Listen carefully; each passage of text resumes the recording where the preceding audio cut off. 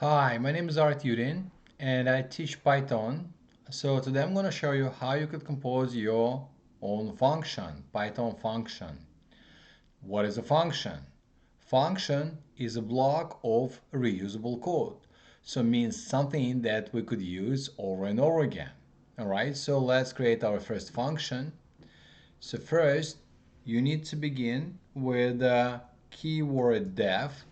Def stands for define, and we want to define a function. Then you need to come up with any name for your function. Pretty much any name will do. You could use banana. However, the name of the function should reflect the purpose of the function. So I'm going to call my function add.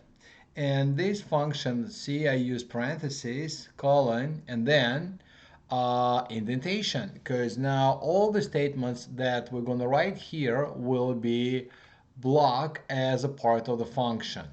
So then I'm going to define a as, let's say, 6 and b as 7. And then what I want to do total a plus b. All right. Now, usually we print stuff. Why? Because we humans want to see what's going on there. But in this case, we will use return operator because function always returns stuff. All right, so return, and we want to return total. All right, so now you see I got this function, I ran my cell, so this function quietly sitting there. Why nothing's going on? Because we need to call this function, or the right word would be to invoke the function. So I'm going to use function name add, and you see I'm calling this function and I'm getting that result. Now keep in mind that sometimes you also want to do something else, maybe print something. Now, if you want to do print, you cannot do it after return. Nothing could be done after return. So you need to squeeze, let's say, print statement if you want to see what's going on there. Here, total.